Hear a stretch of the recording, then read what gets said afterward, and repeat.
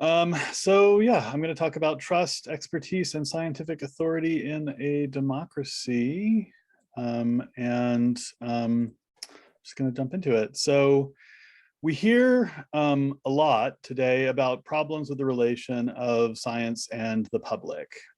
We hear about problems like the erosion of scientific authority, or the war on science, or the death of expertise.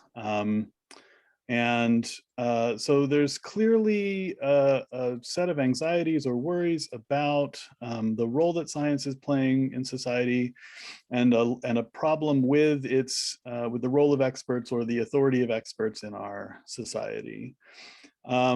These problems are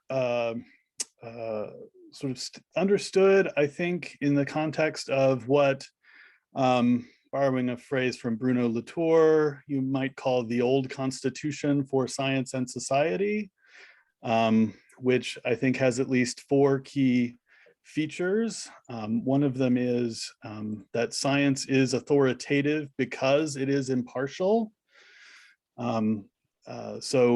What makes science a special authority in social contexts is that it is value-free, politically neutral, and impartial between various competing political standpoints.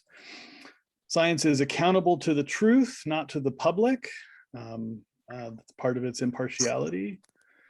There's a sharp distinction to be drawn between providing information, what science proper does, between that and making recommendations and taking actions. And we might connect these 3 things with 3 different kinds of trust that I'll bring up later: epistemic, recommendation, and practical trust.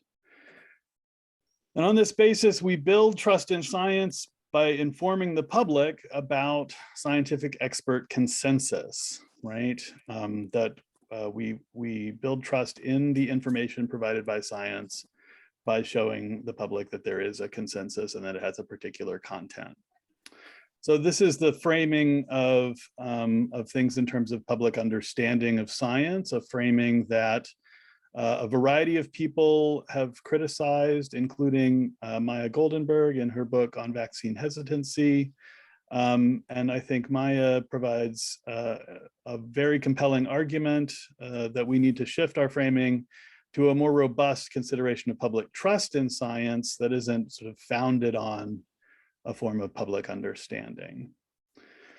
Now, when we focus on public trust in science, actually there is a lot of good news, right? There's a lot of positive things to say about public trust in science.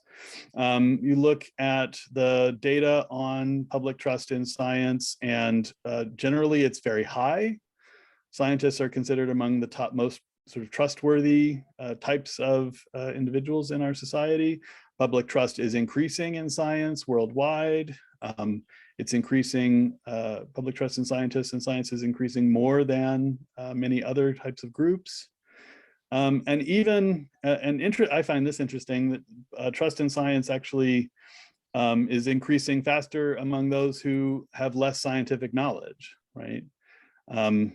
Maybe we'll get back to that, what that's about. But from the sort of standard point of view, this is all good news. But also there's a lot of not so good news that we might mention, right? So one of the things is that sort of confidence in science or trust in science is highly polarized politically. So while it's increasing globally and among lots of different groups, if you look at independents and Republicans in the US, trust in science is decreasing. If you think that COVID vaccination compliance is a measure of scientific trust, then there's a lot of not so great news in terms of nationwide adoption of or compliance with the COVID vaccination recommendations. And if you look at a particular issue like climate science, trust in climate science, you have also a very polarized picture, right?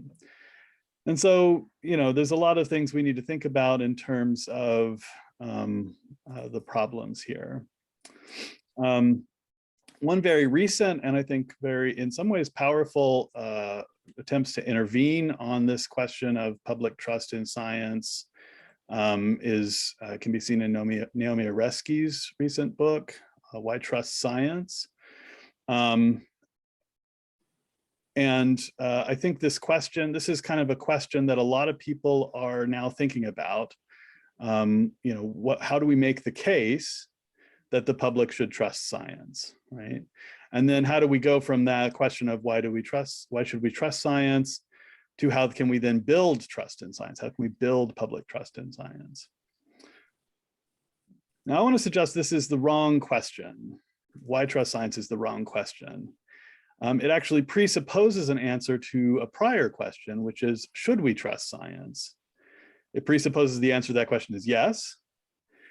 And it drives a kind of answer to how we build trust science that is basically doing PR for science to the public, right? We should tell the public why they should trust science based on how we answer this question.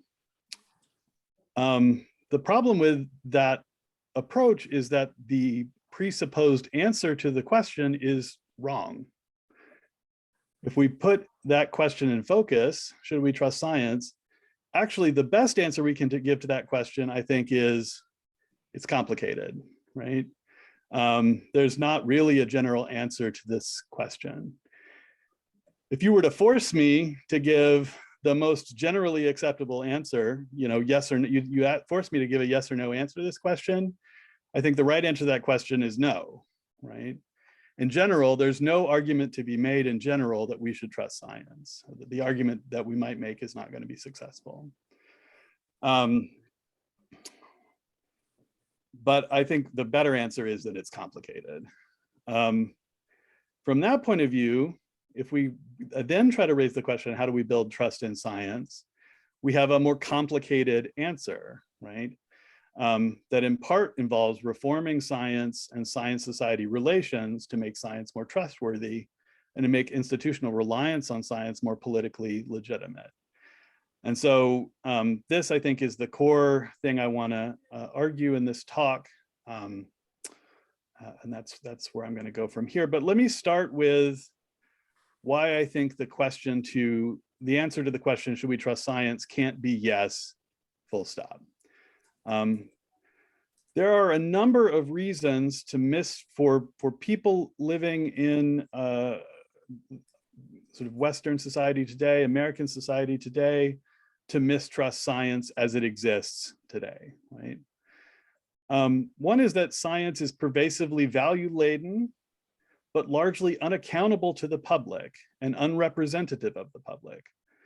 As many of us in the values and science literature have argued over the years, the role of value judgments in science is very pervasive. The idea that science is authoritative because it is impartial is not tenable. But the structures of accountability and representation that we would need to make those value-laden judgments legitimate, by and large, don't exist. Right? We could talk about what they should be, but they're not there. The second is that social irresponsibility is largely entrenched in the ethos of science as value-free and internally governed. This is a thing that is already somewhat in motion, that's been destabilized in the last several decades. But it is still the case that you find a lot of scientists emphasizing the impartiality of the science and the need for science to be governed by internal norms of peer review only. A private activity governed by private internal norms is not something that we should trust on its face.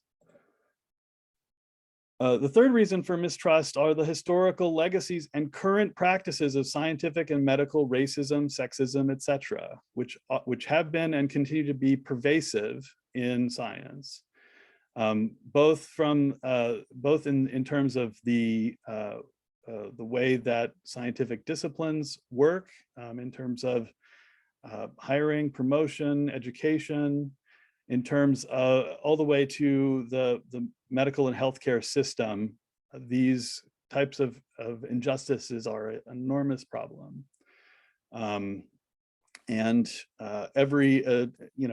Despite many excellent attempts by scientists to combat these injustices, they continue to crop up repeatedly. Another reason for mistrust is the quite widespread commercialization of science, the deep conflicts of interest that many scientific experts have and seem not to consider important when they're doing public advising and public work, when they're interfacing with society, and the corporate capture of scientific and regulatory institutions, right, of various kinds. Another reason for mistrust is that publication, funding, and promotion incentives in science lead to both spurious results and either increasingly widespread or at least increasingly noticed fraud. Right? This goes to the replication crises plaguing biomedical science and the social sciences, so elements of psychology and so on, as well as various other serious problems by which the incentive structure in science encourages or guarantees a lot of bad science is out there, right? These are not, and this is not the same as the issue in number 4, where some of the market incentives can lead to the kinds of problems that Naomi Oreskes raises in her earlier book with Eric Conway, where you have sort of the corporate sort of creation of doubt, right? This is science as normal, right? Producing a lot of junk and also encouraging scientists to engage in fraud. And then last is that science and scientists and science communicators regularly overreach in their advising and overestimate the certainty of what they are, the advice that they're providing. Right? Everything from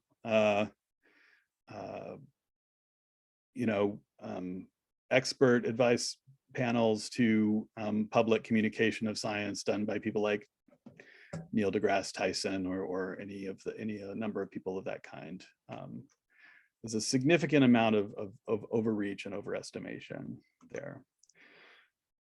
So together, these factors paint a pretty bleak picture about the current situation of trust in science, or I should say the current situation of the trustworthiness of science. And so just to repeat, I think the general argument we should trust science can't be right? Not the way things are today. I think it shouldn't be actually that surprising that just the fact that one is a scientific expert or something is the product of a scientific institution, we shouldn't necessarily be tempted to think it's going to therefore be trustworthy, right? To take a quote from my friend, the communications scholar, Andy Famiglietti, who's adopting a phrase from another scholar named Zeynep Tufekci. Expertise is not like Thor's hammer, right? A PhD in science, the ability to do expert work in an area of science is not like Thor's hammer. It can't only be picked up by the pure of heart, right? It can in fact be wielded by people with any sort of motivations, right? So that that is, I think, why we can't just give a simple yes answer to this question. So if we want to give a more nuanced answer to this question, should we trust science? I think we need to break this question down term by term, right? I think we need to ask about the should, right? What are the conditions where we would be able to trust science or consider science trustworthy? We need a clearer understanding both of who we are, that is, who are the trustors we're most interested in building trust with, and who is the trustee, right? When we say, should we trust science, what do we mean? And then I think we need to also ask ourselves, trust to do what exactly? And so the next part of the talk, I'm going to try to break down these things in a little bit of detail in a way that I hope is helpful. So we'll start with this last part, trust to do what? What is it that, when we ask about trusting the experts, what is it that we are trusting the experts to do? Are we trusting the experts to provide general information or establish knowledge based in scientific consensus? If we look at the question of trusting the experts in, say, issues related to climate change, that seems often the case, right? Not always, but often the case. Are we trusting the expert to make judgments about what is essentially unknown, right? You know, first and second quarter of 2020, that's the kind of expert trust we were asking for. We were asking scientists to make, we were asked to trust scientists to make judgments about the coronavirus pandemic where we didn't really have much reliable data about what was going on, right? So we were asking for various kinds of projection and judgment calls about highly uncertain issues. Are we trusting the experts to make personal or policy recommendations, right, for what we should do? That's a different kind of thing, a different kind of trust. Or are we asking the experts to decide, are we trusting the experts to decide what it is we will do, to actually take action? There's a very interesting paper by Matthew Bennett that's come out in, I think it's the Kennedy Institute of Ethics Journal. I should have put the citation up here. That draws a kind of tripartite distinction between different types of trust that I mentioned before. One element of this is practical trust, right? Practical trust, Bennett defines as staking something on an action that the trustee is to perform, right? So if I say I trust my dog sitter, I'm talking about practical trust. I'm trusting the dog sitter to take a series of actions that will promote the well-being of my dog while I'm not there to do it myself. Epistemic trust, right, is typically, well, epistemic trust, Bennett defines as believing something because the trustee has said it is so, right? So epistemic trust is believing or taking something to be true because someone has told you that it is true, right?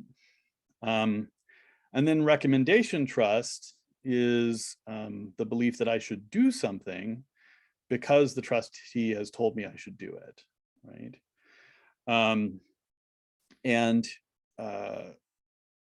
Here I think a lot of the discussion of trust in philosophy of science has focused on epistemic trust. I think this is actually a mistake, that really what we care about is recommendation trust. That insofar as we are consulting with experts, it is because we want to know what it is that we should do, right? And a lot of the public discourse around this, I think, shows that that's true, right? In multiple ways, right? One of them is that the discourse around sort of defending science, right? Those who say we have to follow the science, and worries that we're not following the science are almost always directed at people who are not taking or are taking certain actions, right? So we say people are not following the science because they are not getting vaccinated, they are not wearing masks, they are fighting policies that would mandate those things. On the other side, right, we see a lot of so-called science denialism that is driven heavily by a rejection of the recommendations, a desire not to take the actions for various reasons that are taken to follow from the information that we're supposed to accept, the beliefs that we're supposed to form. So I think the focus on epistemic trust has been misleading. I think also, insofar as we're interested in sort of political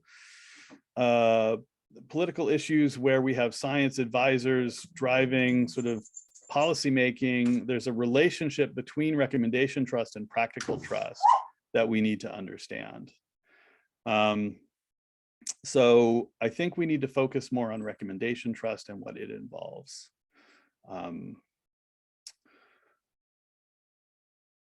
Second part, should we trust science, right? Who are we and who is the trustee that we're talking about? So I'm taking this next section, these ideas largely from a recent work by Gabriella Contessa, who has a very nice forthcoming paper on this issue. And Gabriella breaks down the trustor trustee relationship according to whether the trustor or trustee is an individual, a group, or an institution. Actually, for reasons I'm not haven't been able to get clear on, despite kind of talking with Gabriella about it, he leaves this institution line on the bottom out of his discussion. So he focuses on the trustor being an individual or a group and not an institution. I'll come back to that. But he kind of classifies the literature on public trust in science along these lines, right? So he asks us to think about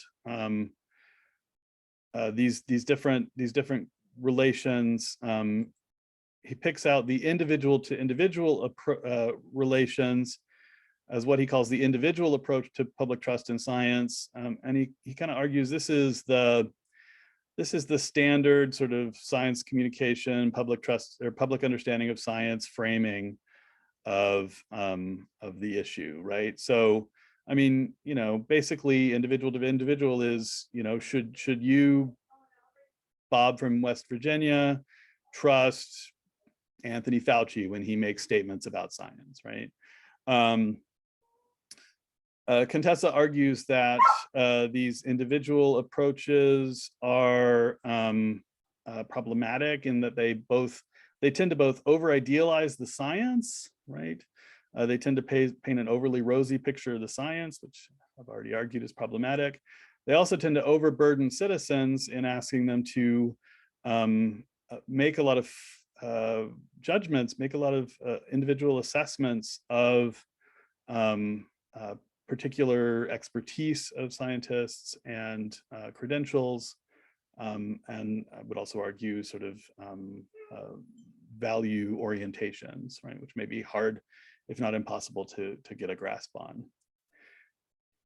The second class of approaches to trust in science that Contessa canvasses are what he calls semi-social approaches. These are basically individual to group and individual to institution. So the question becomes not should we trust an individual scientist or scientists as persons, but should we trust scientists as a group or science as an institution? Here, Contessa picks out the approaches of Helen Longino and Naomi Oreskes as examples of the semi-social approach, right? Basically, the idea is we're going to try to convince individuals to trust science or scientific institutions so that they take the actions we hope that they'll take, or base their actions on the information that we think they should believe. And the semi-social approaches have the same basic problems as the individual approaches. They tend to require over-idealizing the science and overburdening citizens in asking them to make judgments and form attitudes that may be, very burdensome for them to form. And I think if you read Naomi's book on this, you see that, right? You see the over-idealization at work very clearly. So what Contessa argues we should look at is instead these relations where the truster is the group. He calls these social approaches or thoroughly social approaches, and he argues that that this is really what we need to look at. That if we look at this, if we look at the sort of these approaches, what we're really looking at is our epistemic division of labor healthy? That's the way he puts it, right? I think we also need to think, and maybe more centrally need to think about the set of institutional relationships that science has both to individual members of the public and to other political institutions. I would call these political approaches. Now, I think both social approaches and political approaches to trust in science are going to rely on a concept that Gabriela Contessa introduces in this paper, which is what he calls socio-epistemic infrastructure, right? So basically, socio-epistemic infrastructure is the set of social relations and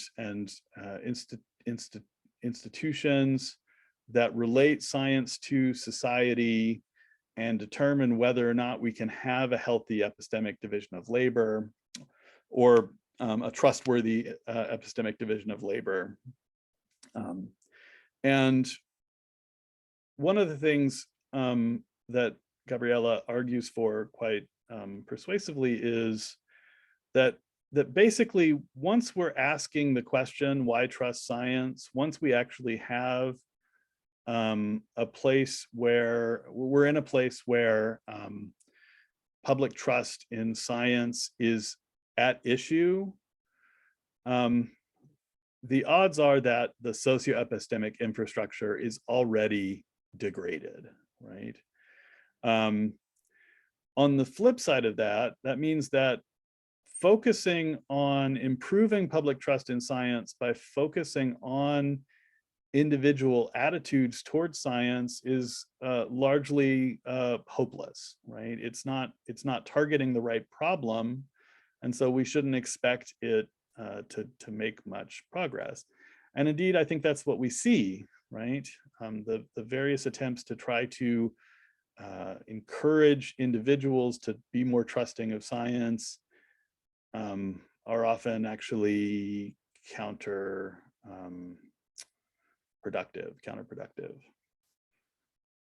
So in terms of trust-trustee relationships, it's also complicated, but I think Contessa is right, focusing less on individual attitudes, more on social, and I would argue institutional relationships is where it's at. It's what's going to help. Okay, so the last part of this, should we trust science, that I want to analyze is the should, right? And particularly under what conditions should we trust science, right? Or what has to be true such that we would answer this question in the affirmative.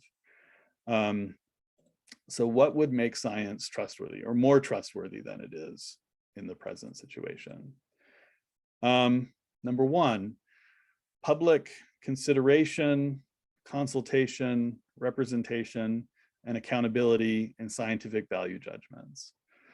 A lot of folks working in the science and values literature have been putting a lot of attention on this question. So, for example, work by Kevin Elliott on transparency in science attacks this question from one angle. The second section of Heather Douglas's Science, Values, and Democracy on expert accountability also focuses in on this question. But what it is going to require is, I think, permanent or pervasive or institutionalized mechanisms for public consideration, consultation, representation, and accountability, insofar as science incorporates value judgments, which of course we know it has to. Number two, centering responsibility to the public in the ethos of science. As I said before, there's already a lot of movement on this question. I want to highlight, for example, the work of the American Association for the Advancement of Science, which in 2017 endorsed a statement or published a statement insisting that scientific freedom, right, which they regard as a basic human right, is inextricable from scientific responsibilities to the public, to the environment, and so on. And I should have put the statement on the slide, oh well. But this is, I think, this is a movement that needs to go further. Number three, we need to make real progress towards erasing the injustices that exist in science, reducing racism, sexism, and other injustices in science, including racism, sexism, et cetera, in healthcare, in technology, and so on. For better or worse, I think, rightfully so, these things are inextricably linked in the mind of the public. And so insofar as you have highly unjust and oppressive healthcare system in the United States, it's a big ask, maybe too big of an ask, to then ask the public to just trust medical experts, right? Even though many of those medical experts might not be very happy with that system, right? But they're all part of a system that is interconnected. Number four, what would make science trustworthy? Reducing market incentives to provide misleading and harmful information and recommendations, right? The work of Reskies and Conway here is valuable. Work on conflicts of interest in science advising is valuable. But despite fairly widespread recognition of the problem, the structures that we have in place are highly vulnerable to these kinds of market incentives.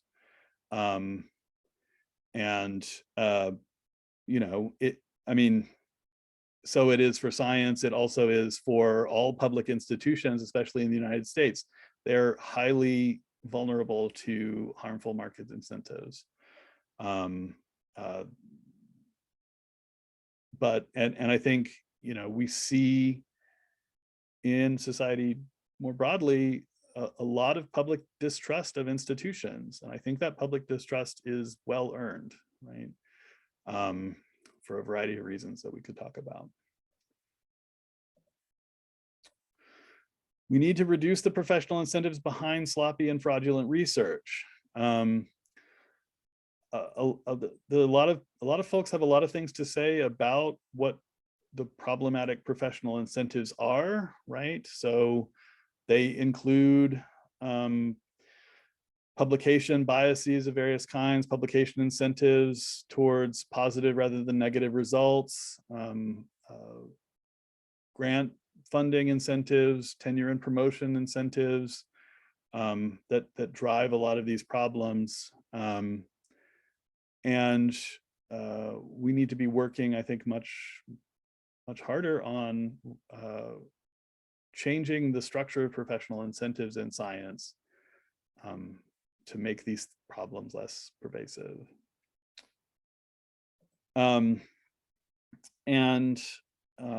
Last, in order to make science more trustworthy, scientists and science communicators need to stop making magisterial pronouncements about what is the case, especially outside the areas of their expertise.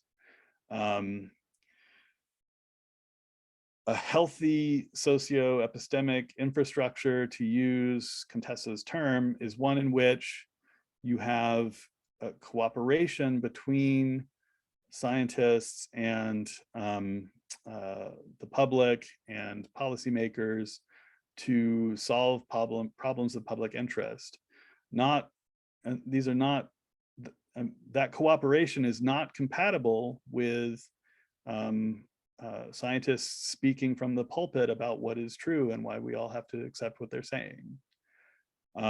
It has to be a relationship of mutual respect and cooperation. One of the ways that Heather puts it in her chapter on expert accountability is referring to an old quote, scientists need to be on tap, not on top, right? But scientists want to be on top, right? They want to have the authority to compel belief in what they say. And you see it in the way that they communicate their work.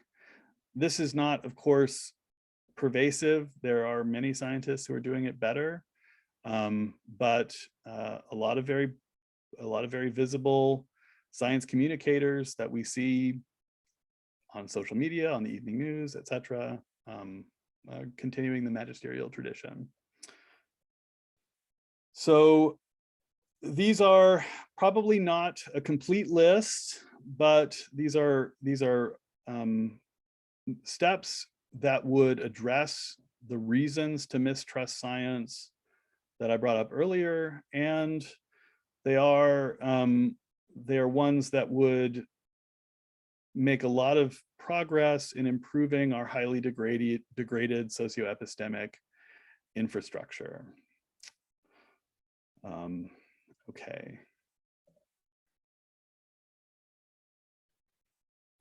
I want to come back to this set of institutional relationships here, because thinking about the relationship we as individuals and as groups have to institutions, and the way scientific institutions and sort of mixed scientific policy institutions and purely political institutions, the relationships those have to each other. It seems to me like maybe thinking in terms of trusting the experts, or thinking in terms of the authority of scientific experts is actually less helpful in understanding political approaches, or thinking about what a political approach to science society relationships ought to be. So I called it earlier political approaches to trust in science, but maybe we need to flip the figure. So we have, through the work of Goldenberg and many others, kind of flipped the picture from public understanding to public trust in science. I think maybe we need to flip the picture again from public trust in science to the political legitimacy of scientific recommendations. Right? So I'm taking that concept of political legitimacy from political philosophy, It's not a concept that has received much engagement from philosophers of science. And I can't, in the time I've got remaining, I can't really wade through in any satisfying way the complexities of the literature, but I think there's a few takeaways that I hope will be productive. As Alan Buchanan argues, political legitimacy is not the same as political authority. Political legitimacy concerns whether some institution or body or person is justified in wielding political power. Political legitimacy concerns whether an exercise of power is justified or is mere coercion, right? Authority concerns whether one has a right to be obeyed. So political authority is the right that a government or officer of the state has the right to be obeyed, and neither notion requires the other, right? So there can be cases where one is authoritative but has no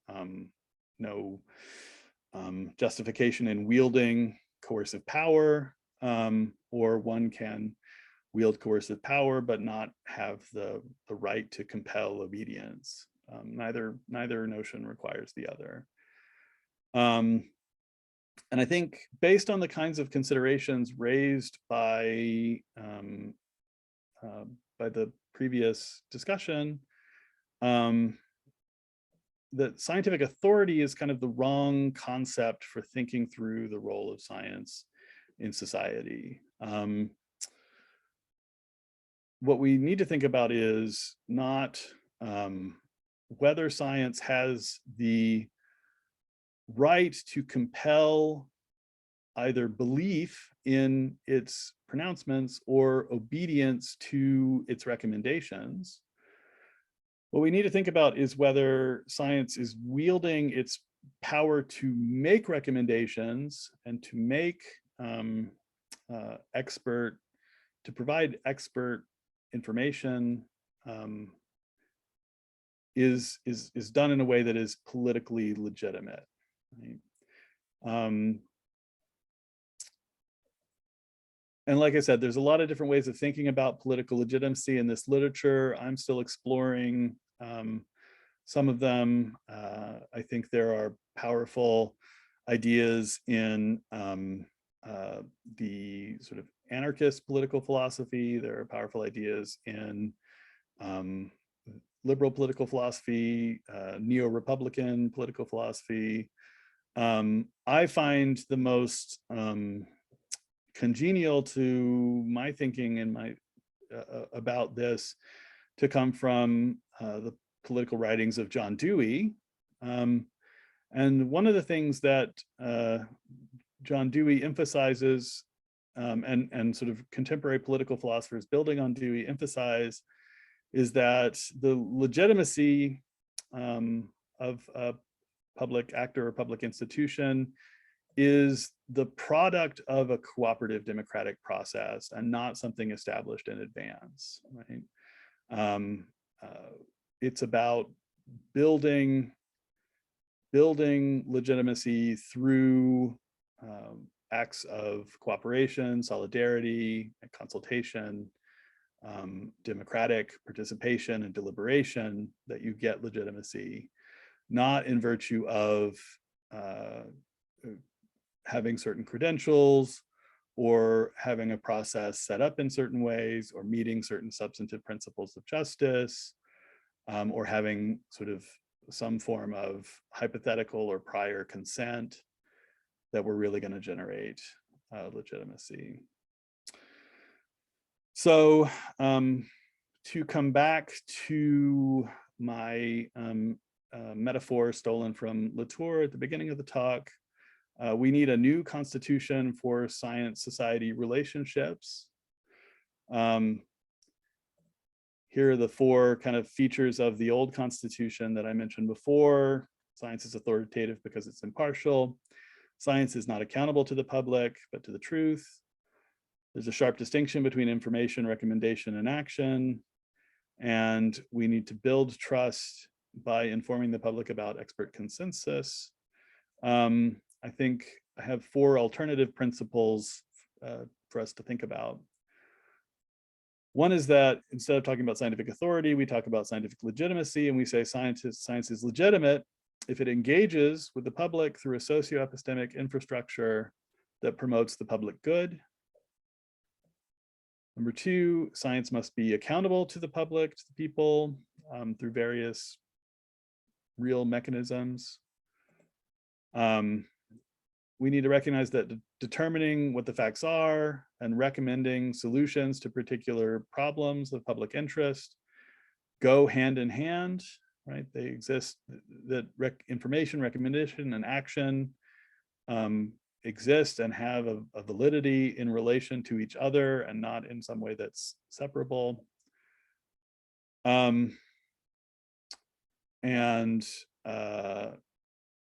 We need to, there's something wrong with my slide here, hold on. Shoot.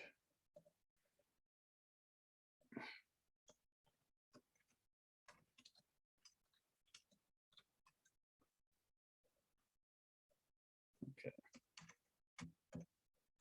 And we need to build trust through democratic processes of cooperation and solidarity. So that's where my thinking is right now on trust and expertise and scientific authority in a democracy. Thank you for listening. Let me also just put this up because Heather kindly mentioned it earlier. Here's some information about our conference in May. Call for papers is due at the end of February. Our keynote speaker this year is Natalia Washington from the University of Utah. So thanks. Thank you so much for that talk, Matt. Could you stop sharing so that I can see everyone? We're going to shift to Q&A, and we're going to start off with Kevin, just because I know he has a question he has to leave at 4. Thank you so much, Matt. I really like that talk a lot. That was so helpful for things I've been thinking about and wondering about with issues of trusting science. So anyway, really nice job. And I was just curious, I obviously need to go look at Gabriella's paper, but this is just kind of a clarifying question. Could you say more about like giving some examples of the kind of socio-epistemic infrastructures that Gabriella is thinking about and that you're thinking about? I wasn't sure if you were kind of capturing that with your recommendations at the end, or if there's more to it. I was just trying to get clear in my head what these kinds of things are, because I think it is very perceptive to think that maybe instead of focusing on getting individuals to trust, that we need to work on those socio-epistemic infrastructures. But I wanted to think more about what that would look like. Yeah, good question. Gabriella doesn't give a very complete account of what socio-epistemic infrastructures are. As I read the paper, it's a suggestion for future research in a way, but he does give a couple of examples that he takes as relevant to our socio-epistemic infrastructure in the case of medicine. So he cites James Robert Brown's work on sort of the FDA and the approval process for the sort of regulatory process for medical research, and the conflicts of interest and the various problems that Jim catalogs as an example of a problem for socio-epistemic infrastructure. And interestingly, he actually cites for-profit healthcare in the United States as an example of something that contributes to our degraded socio-epistemic infrastructure, and argues that a lot of the problems we see with the sort of untrustworthiness of medical advice, you don't see as much in places where you don't have that for-profit. But it's fairly brief in the paper. I think I invite everybody to help spell it out, because I think it's an important idea. Thanks. Kevin, was that good? Yeah, happy to think more. And I'm really excited about your political legitimacy idea as well. I might email you about that because I'm curious about those things too, but I'll be quiet and let Bennett or other people jump in. But thanks again, Matt. Really enjoyed it. All right, so Bennett is next in the queue, and then Don. And if anyone else has a question, please do raise your hand. Or if you would like me to read the question, go ahead and put it in the chat.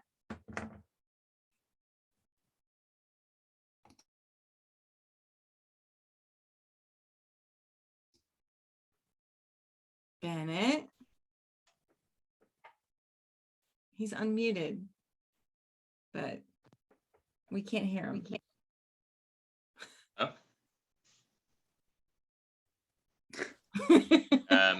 Oh, there he is, I Can you think. hear me now? Yes. Okay, sorry. Yeah, all I was saying was great talk. Totally worth waking up early for. So thanks for that.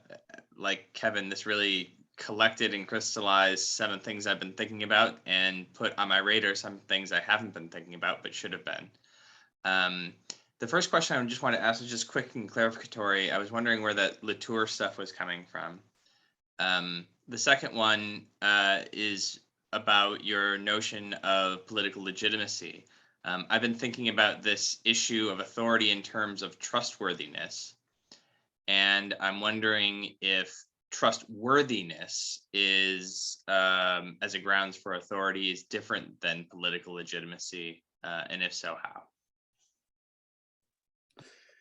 Yeah, good. So the Latour reference is to his, I think, underappreciated book, Politics of Nature, which really, in a very creative way, kind of deconstructs the way we think about science and values and science and policymaking in the context of environmental controversies. I find his particular new constitution in that book a little hard to parse, but I think I like the language of the old constitution, the new constitution, so I stole it. But I recommend the book if you can stand reading Latour. It's a really interesting work. So I'm still a little unsure about what I want to say in answer to your second question. I'm inclined to say that trustworthiness and political legitimacy are different. That trustworthiness is a question of whether we ought to, whether it's normatively appropriate for us to rely on someone for something, right? So in the case of scientific recommendations, it's whether it's appropriate for us to act based on scientists saying so. And I think that's different from the question of whether it's legitimate for scientists to exercise their recommendation making power, because generally you might break this down into, like, when we're talking about voluntary public health recommendations, the question is one of trust. We're talking about regulatory actions, the question is one of regulatory and other policy actions, the question is one of legitimacy. And so probably the full picture is going to require us to think about both. So maybe I'm kind of artificially pulling them apart in some way, but I do think there is an important difference there, and that we should be talking a lot more about legitimacy than we are. That's how I'm thinking about that right now. Thanks. Don. Yeah, Matt, thank you very much. I really enjoyed your talk. My question is sort of a question and a comment, and it might link to the first two questions. In Contessa's grid, there is this, the highest level is institution. And towards the end of your talk, you spent a lot more time talking about the public. And I wondered if you could comment a little bit on the public as an institution, and the public, if it is an institution of some sort, how it might be nested in other institutions, and how those might be more or less legitimate in and of themselves.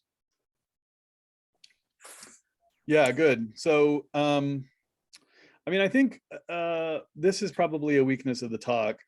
The public can be a stand-in for any of those levels in some sense, right? So when we talk about public trust in science, as Contessa says, I mean, many of those discussions are focused on just individual members of the public. What attitudes should they take? The public as a group, right, is, I think, often what sort of political philosophers are more thinking about when they talk about the public, right? So that's, you know, and you might think, well, how is a group different from a collection of individuals?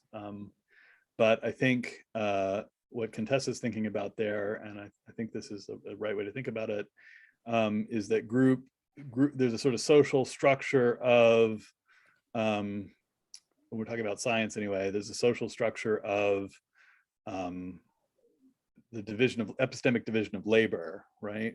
Reliance on scientists by the public for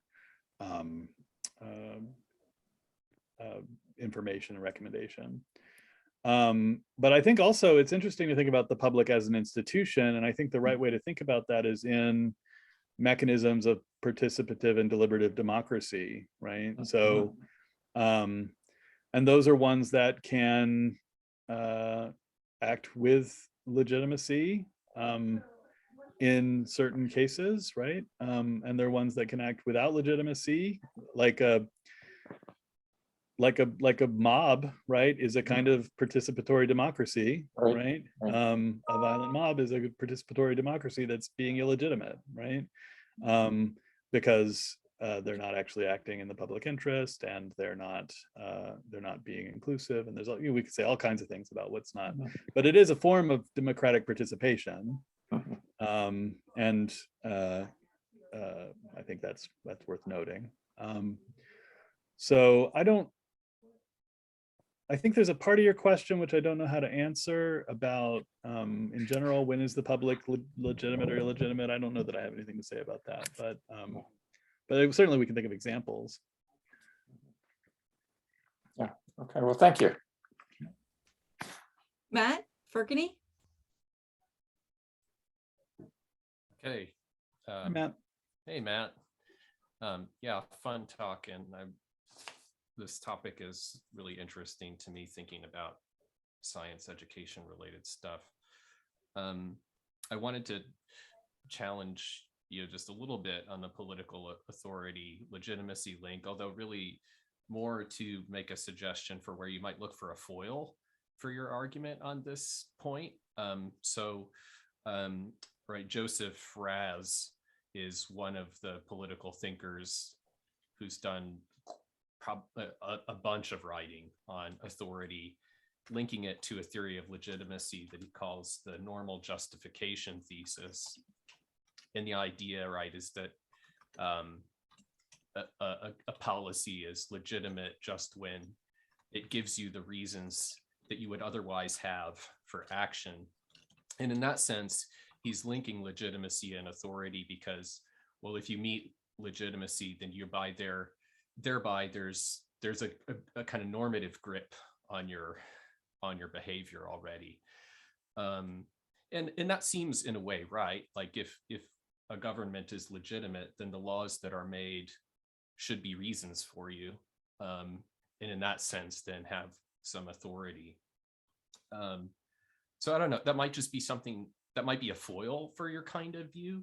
And I'm now like really curious to think about what's the analog version, right, with respect to our understanding of science authority, and then its legitimacy as a social institution, and how I guess maybe now I'm worried about an equivocation on the meaning of a science authority, right? So we talked about the authority of the knowledge of science, and now we're thinking about the authority of science as a source of reasons for our actions. So anyway, this is just really interesting to me, and I think maybe it might be interesting for you to sort of look at Raz's normal justification view as one foil for what you want to build. So that's not one I've looked at yet, so I'm definitely going to look at it. Well, what do I want to say? I mean, I have an underlying pragmatist commitment that makes the sort of facts and reasons for actions not different from each other, right? So, but there's a burden to make to actually assert that point that I haven't done here. So, I mean, but I do think that the legitimacy question, for example, like the legitimacy question might go to, is the role of scientific recommendations legitimate in the context of creating a mask mandate, right? And then we might ask about authority, right? Like, do we therefore have the authority to compel people to wear masks? That's the political authority question. Do we have, so no, that's not the question. The question is, is there then a right to demand compliance, right? Is there a duty to comply on the part of the individual? And then the scientific analog of that is going to be, is there a duty on the part of the individual to believe the scientific recommendation as an individual, right? Or as a group in the group case. Yeah. So in that case, I think the Raz's view is going to be really interesting for you to look at, because I think he would be one person who would say, yeah, that's once you have the legitimacy question answered, then the duty arises because, well, now the policy is giving you the reasons that you should have anyway for your action, right? So maybe here is, well, is the science giving you the reasons for belief that you ought to have, that you ought to be going toward anyway, right? Or something like that.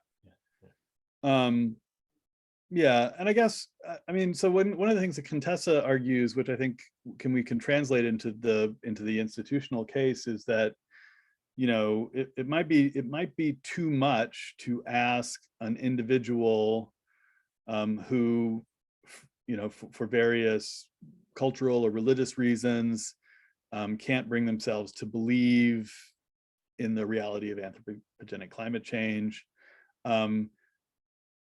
And nevertheless, it may be politically legitimate to, put certain things in place that force them to reduce their carbon consumption, right? But I take the point. It's something that I need to think more about and do a little bit more research on. I agree. Thank you so much for the tip. Okay, next is Dan Hicks. Yeah, thanks, Matt. This was super interesting. A lot of stuff for me to think about before I give a talk on some related stuff for you in a couple of months at UT Dallas. So good stuff there. Today, I just wanted to pick up an idea you mentioned in maybe 2, maybe 3 places in the talk, which is a concern that there's like, this isn't, insofar as there is like a crisis of trust or distrust or legitimacy with respect to science, this also shows up with respect to other institutions as well. So healthcare, maybe FDA, could probably come up with some other institutions, at least in the US, where they seem to be connected to science in some way and also have these kinds of concerns. If that's right, then to what extent does it make sense to sort of focus on the trustworthiness, the legitimacy of science specifically, and not see it as part of this sort of constellation or ecosystem of institutions? And that, so maybe we should be trying to ask these questions of like sort of the whole complex parts, big chunks of the basic structure of society rather than just science. Right, right. I mean, basic structure of society is the right way to put it, because I think it's not just things like healthcare system or the FDA, but I mean, like a lot of the institutions of like the neoliberal state that we have in the US are like active sources of mistrust in the right now. Yes. Okay. So I'm really tempted to agree with you that we can't fix this by focusing on science, that actually like ultimately you know, the fact that there's zero correlation between the popularity of policy among the bottom 90% of wealth, you know, by wealth in the US, and the likelihood that that policy will be passed is a problem, right? So basically there's no, there is no representative democracy in the US unless you're rich. The the sort of like capitalist structure of healthcare and science more broadly, sort of technoscience more broadly. It is a hard, it's hard to feel optimistic if the answer to the problems I'm talking about is we have to overthrow capitalism and reform democracy and achieve actual democracy in the US, because we don't seem like we're on a path to doing any of that anytime soon. And so, but yeah, okay, you're seeing me just struggle. I am often, you know, I often cry myself to sleep, not literally, well, sometimes literally, thinking the sort of things that you're thinking about there. But I also, you know, I'm a Deweyan meliorist most of the time, you know, Wednesday through Friday, I'm a Deweyan meliorist. And I think we have to like work on it like bit by bit, or, you know, or we're not going to get anywhere. So here's some bits. We could work on these bits. I mean, yeah, it'd be better if we overthrew capitalism, but at least we can work on these bits. And I, you know, I mean, ultimately, I want to think about how science can be a radical force for change as well, but I don't have anything really sharp to say about what that means yet. So Dan acknowledges both the devastating power of cynicism and the fact that he is also, they are also a meliorist on the weekends. So, you know, depends on what day of the week we're here. Before we go to Greg, there is one question in the chat from Judith Newman. Just wondering about your thoughts, re what to do about the distrust generated by the long and often discussed history of exploitation by medical researchers of children and adults from especially vulnerable groups through much of the 1900s, especially prior to IRBs and legislative controls. So what should we do about that history of exploitation? We now have some legislative controls in place, but there is this history still. Yeah, I mean, so I think that, I mean, coming to grips with that history is a huge part of the problem, or part of the solution. I think there's increasing willingness on the part of experts to recognize that you know, things like the Tuskegee study or the unfortunate experiment in New Zealand, or any number of other kind of gross abuses by science and medicine are a problem. But there's you know, still a sizable number of scientists who don't get the issue. who find I mean, you can find extremely prominent scientists, probably this month on Twitter arguing that IRBs are a violation of academic freedom, right? Like I think Richard Dawkins has come out in the last year against human subject protections, right? So I shouldn't say that because I'm being recorded and I don't know that I'm not totally like sharp on that, and I don't want to get sued for libel or whatever, or slander, but anyway, someone of that stature, several people of that stature have come out with such statements. So look, it's not just history. I think that's the thing that I would say. It's not just history. It's going on today. It's common, actually, like serious exploitation and serious injustices. I mean, if you're an African American in the United States and you are well aware of the history of things like Tuskegee, the Tuskegee study, and then the data comes out about the Pfizer and Moderna vaccine trial data comes out, and the error bar for African Americans for efficacy goes from like 0% to 100%, or like 6% to 97%. Like they didn't include enough people in the trials to have meaningful data about efficacy in African American population. Now you might think, well, we know that probably there's not any kind of interaction effect between race and vaccine efficacy. Doesn't really seem plausible that there's a mechanism there, but it doesn't look good. And it, I think, reinforces a legitimate mistrust of science in that community. If I could just add to the question a little bit, Matt.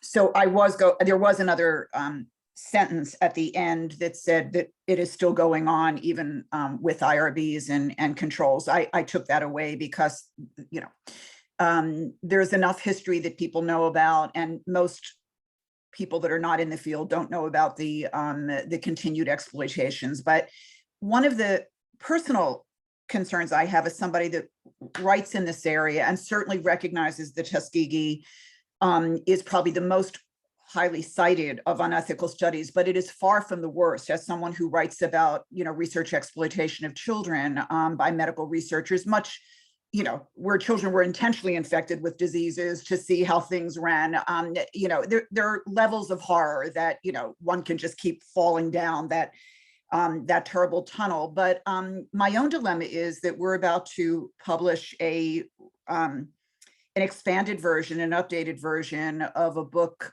called Against Their Will about exploitation of children by medical researchers in this country throughout the 20th century. And I have such misgivings about the fact that it's about to come out, because I don't want to contribute to further mistrust, especially since the most horrid chapter is the one on vaccines. And my two co-authors are upset that I don't really want to work on publicizing this thing. So it's a crazy I want there to be transparency and awareness of what was done, but I'm also concerned about adding to this transmission of distrust that there's good reason for people to have. So it's a very, for someone in the field, I'm a psychology person, but interested in research ethics, it's a tough time to want to expose history, in an honest way, because I feel like it's going to add to the distrust of the scientific community.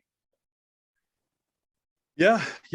I mean, I'm nervous about a lot of the things that I say in the talk for the same reason. But I think the horses are out of the barn, right? I mean, like there are these serious issues of trust out there, and fully informing the public about the history, I think, is part of, is going to be part of the reconciliation process that has to take place before science is trustworthy in the sense that we want it to be trustworthy. What you would like to be able to say about these historical cases, right, is we have put structures in place and now it's better, right? But the degree to which you can say that is actually is limited. right? I mean, it is better than it was in Germany in the late 30s and early 40s, right? I mean, it's better than it was in a lot of respects, but there are still also a lot of problems. It is better, and universities are making the effort to remove the names of glorified unethical researchers. I mean, there's been a lot of progress in my own state of Pennsylvania with Penn State and U of P removing one particular egregious researcher's name. So I think that I don't know that the public finds out about that, but they are publicized in newspapers that are locally, available to folks. But that's another piece, is just getting rid of the eponyms, when you know that someone has been unethical. So I think we can pair our frank discussion of the history with acknowledging the ways in which it's gotten better, and also being clear about the ways at which it needs to get better. And if we have prominent members of the scientific community sort of signing on, yes, that's the way it needs. We need to do these things so it gets better. That would help improve trust, right? But instead, we have prominent members of the scientific community saying, actually, like, we've gone too far in protecting people, and we should do less of it because scientists need to be free to do whatever they want with whatever money we can get from the government to do it. I mean, but let me just, deliberately infecting people also, a friend of mine last night just sent me a podcast. I haven't listened to it yet, but it's about the ethics of challenge trials. And a bunch of virologists, like, with serious ethical concern. I mean, these are scientists with serious ethical concerns about a series of challenge trials that have just taken place. So yeah, it's a problem. Greg.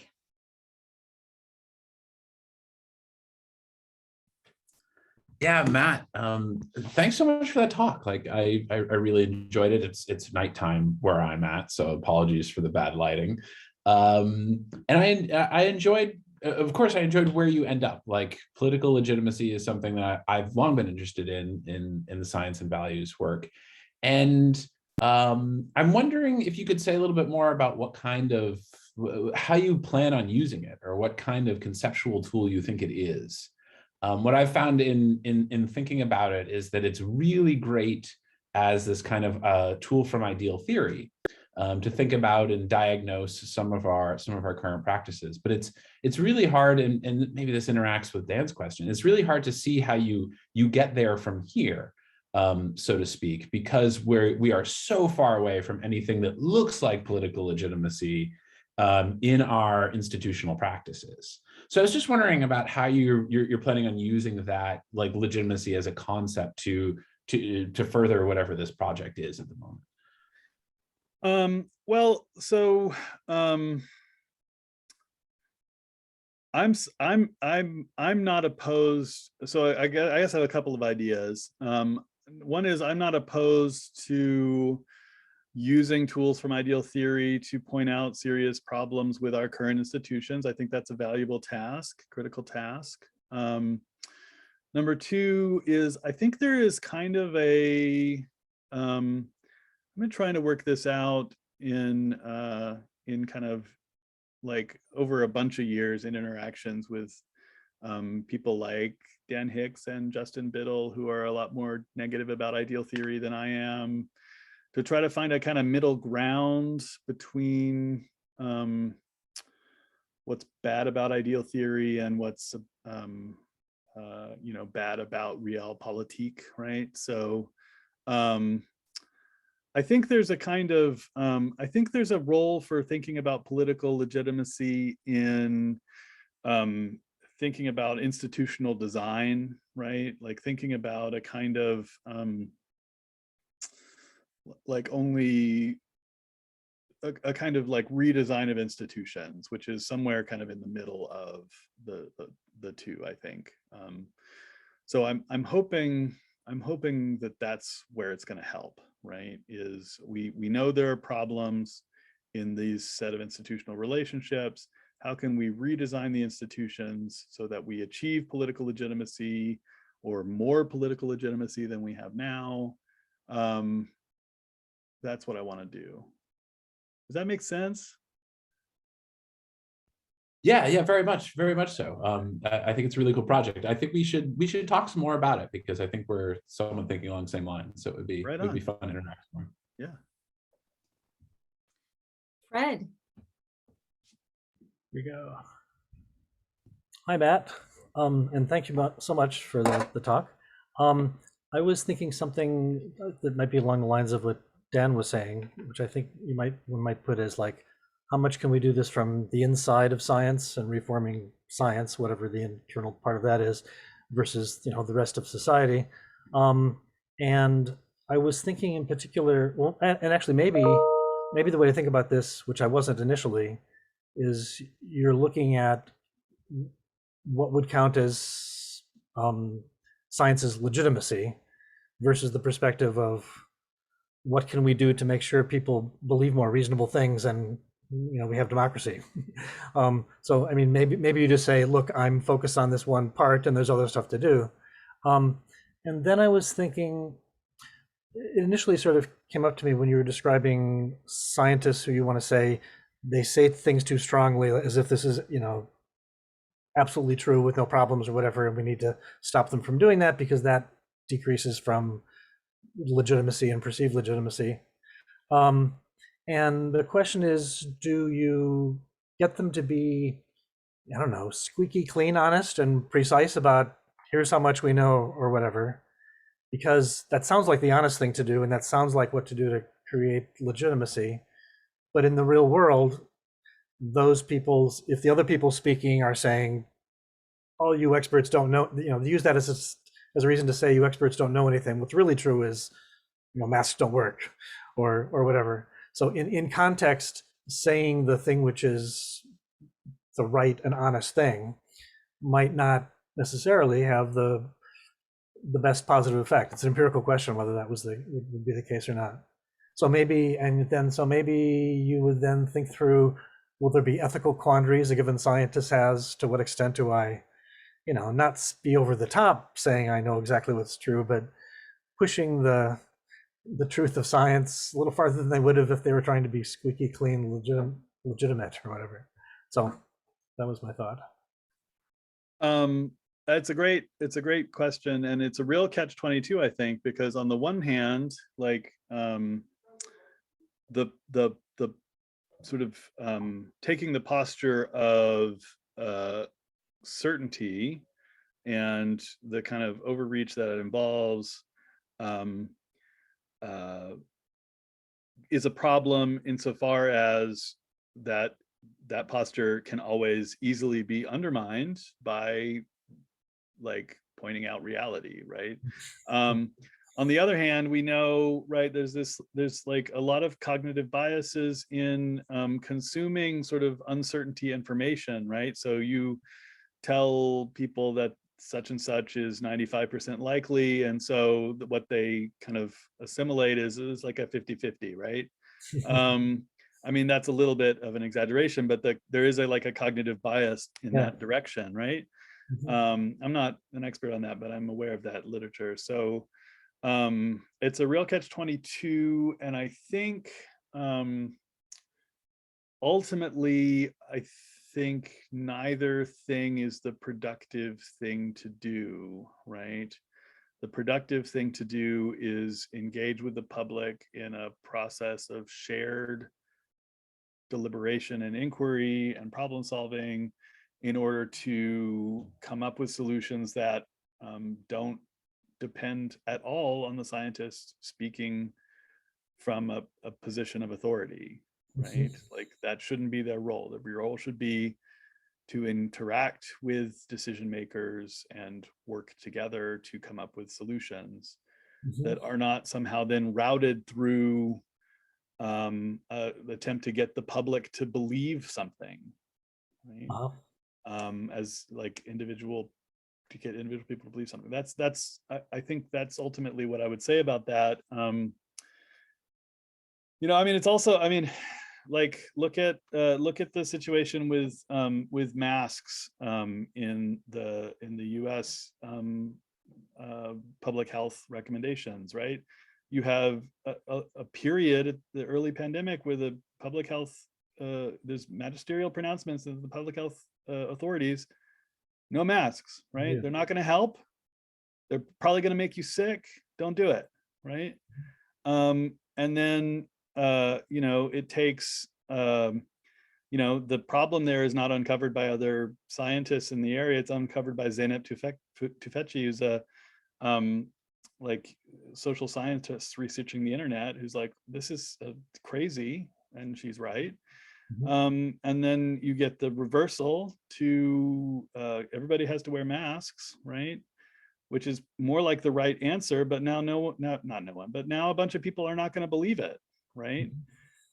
Because you just said with absolute, you know, with this like quite clear certainty that they're not going to work, right? So what make, you know, and so anyway, okay, that's my little rant about Yeah, that. yeah, and the one aspect there of like, rather than trying to get people to get the public to believe a certain thing, it's to generate trust some other. It's kind of interesting. You can imagine the scientific community or the public health community trying to show that they're being careful. Leave out that mask thing, that was complicated, and give reasons why the public should believe that stuff. That's one line of thought, and it's a different one if that community of scientists, public health people, are engaged in this meeting with the public to decide stuff together.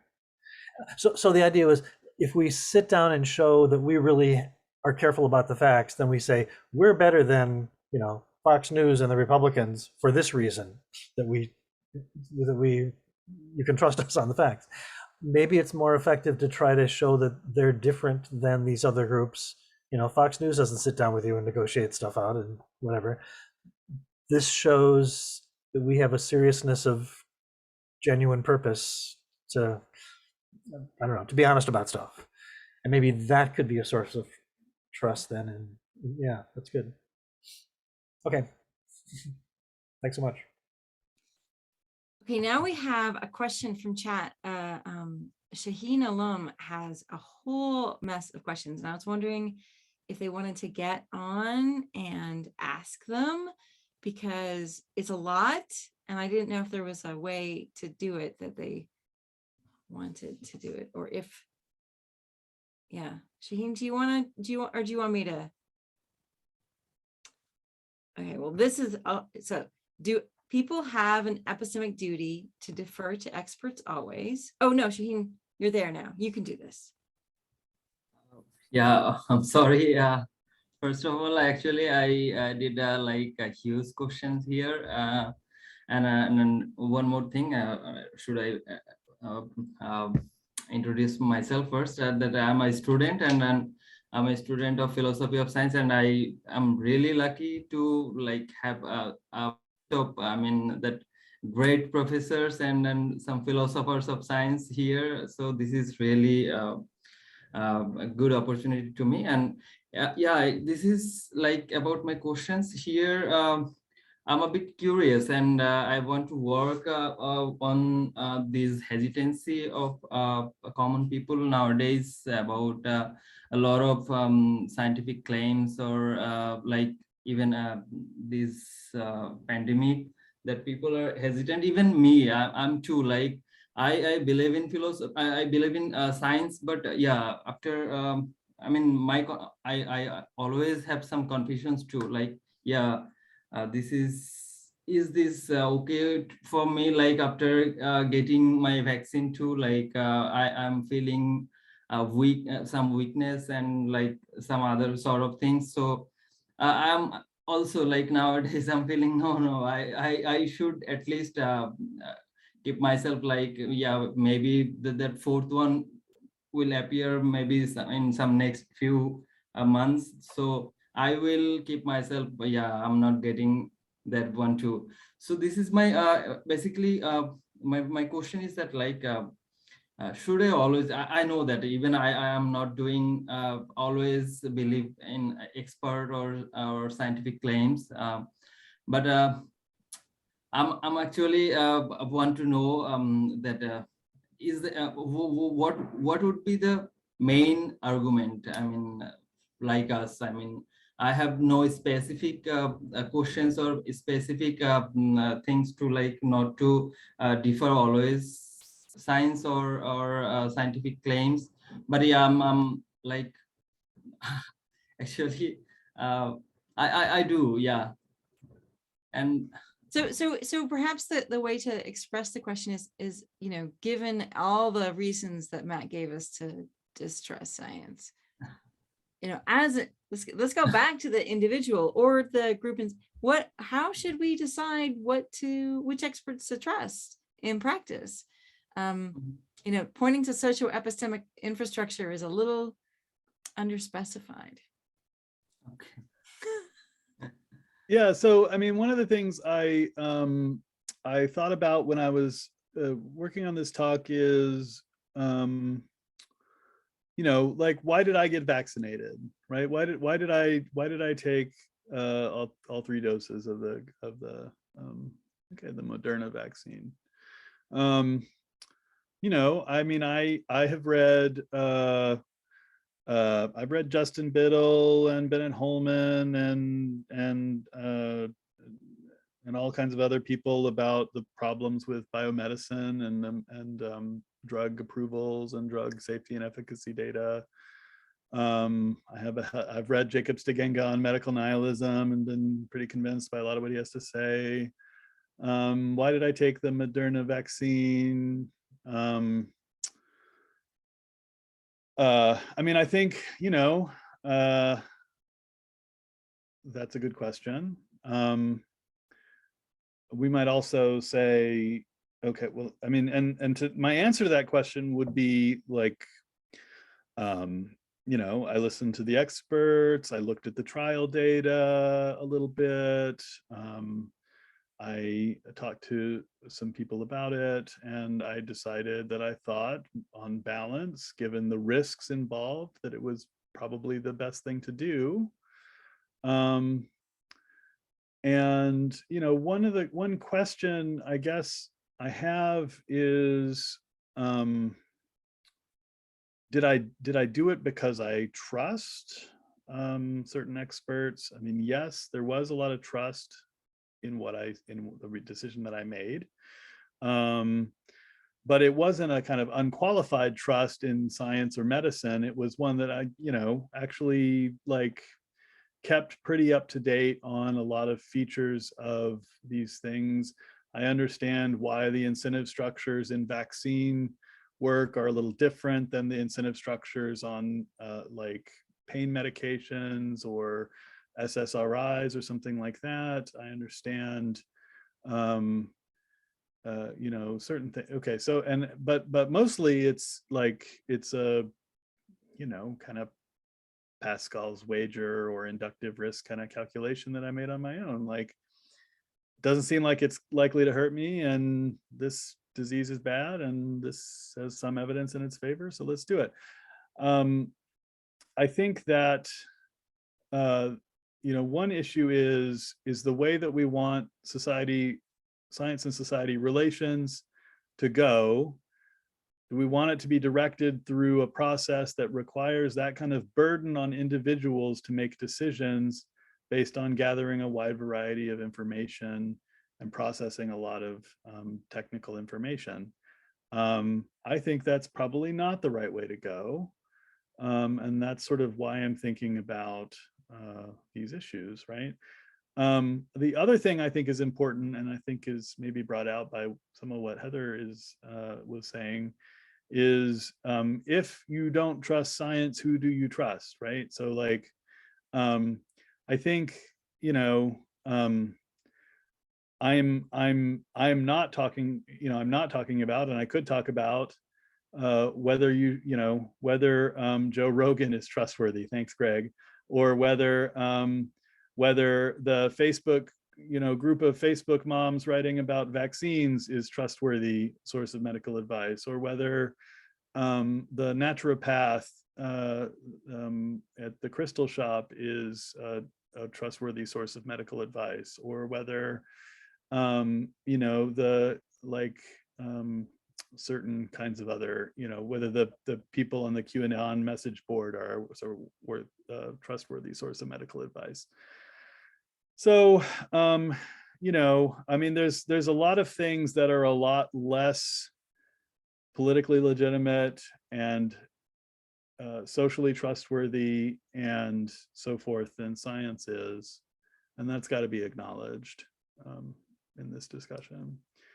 But I think we live in a world, right, where, and I'll use that term even if it's underspecified, where our socio-epistemic infrastructure is really degraded, and so it's really hard to make good decisions.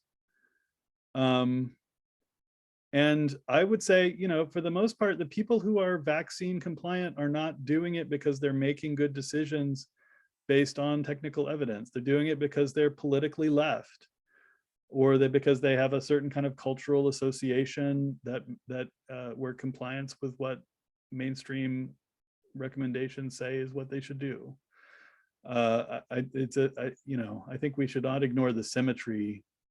It's not perfect symmetry, obviously, but there is some symmetry there as well. I think that's a part of it. I'm rambling, but maybe it was a rambling question, so I will excuse myself. Let's go to Daryl now. Hi, that's great. That was an interesting talk. Let me put my hand down here. Figure out how to do this. Could you maybe go a little bit further on that new constitution, that point 3 prime, determining facts and recommending problem solutions go hand in hand. I wasn't sure. Could you kind of explain that a little bit more? I could try.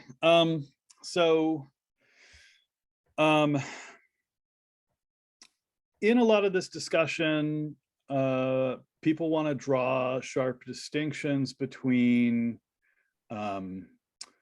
science tells us what the facts are, right? Science produces information. Science can't tell us what to do, right? The idea that science can tell us what to do is sometimes called scientism, as a term of abuse, or technocracy or something. I mean, there's a fair point in there that there's not a direct translation from some body of information about vaccine efficacy to like a policy decision, right? But I think that what drawing up those sharp distinctions ignores is the interdependence of those aspects of what's really one problem-solving process, right? So we have a problem, there's a disease, we want a vaccine, right? We produce the technology and we gauge its efficacy. And one of the controlling factors over what we say about its efficacy is a series of value judgments that come from what we think a good problem solution would be. Information, because it is value laden, has already recommendation pointing values embedded in it, right? So, like attaching a certain efficacy number to a vaccine is not itself a recommendation, right? But there's a series of value judgments built into producing that number, which presuppose a certain direction of recommendation, which are judged, in the face of that. And okay, so basically there is a kind of continuum of in the process between information, recommendation, and action, and that you sort of break it out and say, well, the scientist is just doing the information has nothing to do with the recommendation. It could be safe, or it could be unsafe, it could be effective, it could be ineffective, and what we decide to do with it is a totally different question. But that's not true, right? I mean, if you tell us it's effective, in the context that we're actually doing the research, then it's going to be recommended, right? So I think there's a lot of like careful, like, I mean, basically meta ethics you could do here to make this point more sharp, but that's the way I'm thinking about it, right? I think that putting up artificial distinctions between those factors is actually part of the problem, rather than So part of the solution. let's switch it up to something like nuclear power or nuclear energy. And if you have, say, I mean, this is what got Oppenheimer in trouble. You're basically, you can make some statements about the facts, but it's the political process in which he had no authority. So I think it's the same way here with the vaccines, that you can make some efficacy statements, but that doesn't presuppose that, if you have, say, for example, 50% is efficacy, okay. I mean, you got to break it up a little bit into efficacy for who. So if you're high risk, then it's going to make sense to take that risk of the vaccine. If you're of low risk, then the calculus is different. But that's a political decision. Those are political decisions, and not necessarily, and you alluded to it, technocratic decisions. So, I mean, one piece of information that is relevant to those political decisions, though, are assessments of radiation safety levels and various kinds of information about the costs and consequences of these technologies, right? Those assessments build in a whole variety of value judgments that presuppose a certain framework for decision making, right? I wouldn't say right. I think you have to look very closely at that. So sure. I mean, to say specifically what they are, you'd have to look closely. I mean, in general, I think it's well established that yes, any kind of conclusion you draw is an inductive conclusion from a limited base of evidence. There are going to be value judgments that are necessary to make those decisions. And if, for example, the value judgments that inform model specification and uncertainty judgments and various other kinds of things presuppose a kind of low valuation of the environment or a certain model of, well, okay, you get the idea, right? So I think, look, I agree with the anti-scientist point that a scientific report about radiation safety in a certain kind of nuclear plant design is not the same as a policy recommendation or policy decision about it, but also it doesn't, the process presupposes the policy decisions that are going to be made on the basis of that information. Those policy decisions that are going to be made in some way inform the science that's done. And so that you can, like, we can analytically break up the process, but that falsifies the way the science actually works. Yeah, okay. All right, well, thank you. All right, Bennett. Hi, hopefully my mic is working again this time. All right, got it on the first one. So just maybe a quick comment or something to think about. It was raised by, the thought was generated by one of the earlier questions about this idea that we have to choose between saying the true thing and being misunderstood, and saying the true-ish thing and then being called out for the falsity of the true-ishness. Is it, sometimes what we need to do is actually figure out a way to say the true thing in a way that communicates accurately its true nature. So like specifically, for example, 538 got a lot of heat on their predictions for the 2016 election.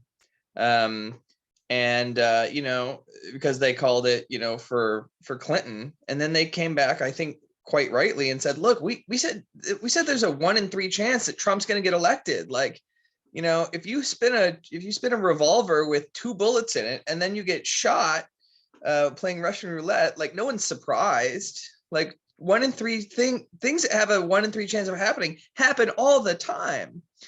But then after defending themselves, they also set to work with a great effort to try to figure out, okay, we communicated the facts, but we were misinterpreted. What can we do to better communicate probability and chance and represent that visually so that our audiences will better understand what we are saying?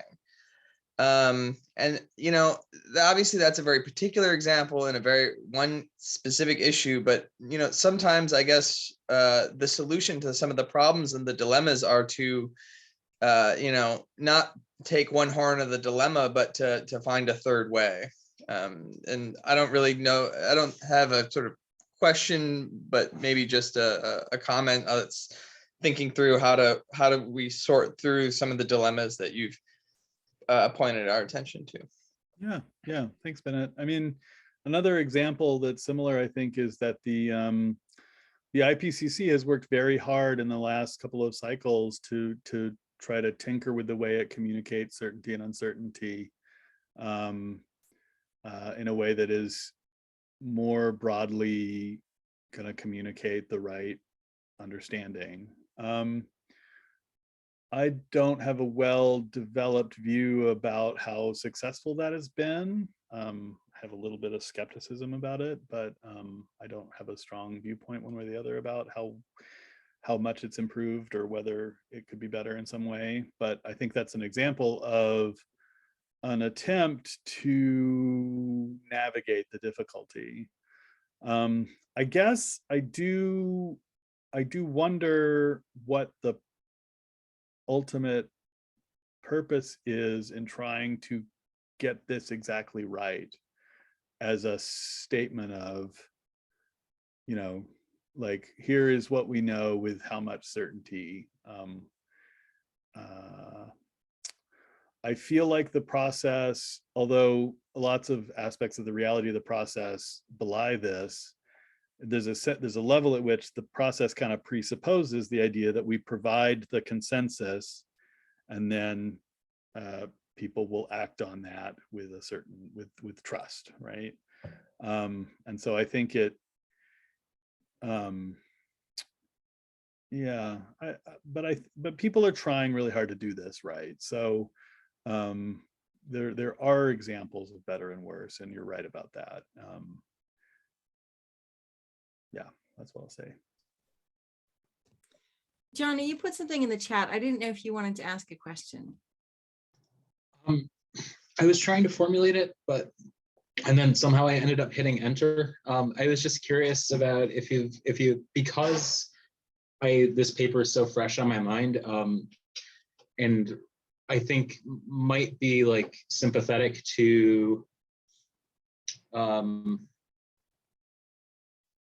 what you want to put forward here. If you've seen Kat Furman's work on the emotions and distrust in science, because I think that like integrating this in might really be useful for, emotions and distrust for science, because I think it might be useful for what you're doing. So I'm not familiar with the particular paper, but I really appreciate that you bringing it up, because I do think there is an enormous affective component to this issue that I'm not really addressing directly, and I need to figure out how I want to talk about that. I also think that there's a series of insights from the feminist literature on trust about you know, the difference between trust and mere reliance, and the sort of ethical component of trust, which I'm sort of presupposing, but could probably have made explicit here. And that your comment makes me think about that. So I got to acknowledge that you know, that trust, even epistemic trust, is an ethical relationship. And I would add, thanks to your comment, an affective relationship, and that a lot of the approaches to trust on the table that don't come from those literatures are kind of maybe not, they're focusing just on reliance, and that's bad, right? But I'm sort of presupposing a lot there that I'm not saying out loud. So thanks for bringing it up. Thank you. Okay, so we don't have much time left. I wanted to ask you a question, Matt, about institutions, because you know, I'm doing this workshop on institutions in the scientific research agenda in April, and institutions are on my mind a lot these days.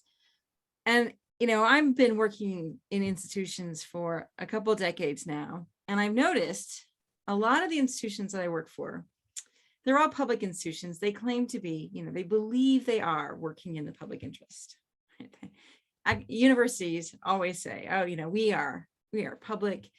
Whether you're a public university or a private university, you're still doing something in the public interest. There's a strong belief in that. And they have nonprofit status, usually of one kind or another. But then in practice, they're very utilitarian, partly because they believe in their own goodness so much. So that when something comes up that sort of threatens their mission, they tend to be like, well, you know, we don't want to do something that's going to undermine our capacity to produce all this good. We don't want including threats to our reputation, because that would undermine our capacity to do good. So the first, you know, instinct is always to suppress the problems, because they're just utilitarian, right? They're not psychopaths. They're just deeply, and they really believe in their own goodness. So how, given that, like, I don't know if anyone has theorized about this, it just seems to be something that's true about institutions, but that means like building trustworthy institutions is going to be super challenging. So what should we do if this is what institutions tend to believe about themselves, and the way in which it hampers trustworthiness? Because they will fail. You know, every institution fails. It's a great question. And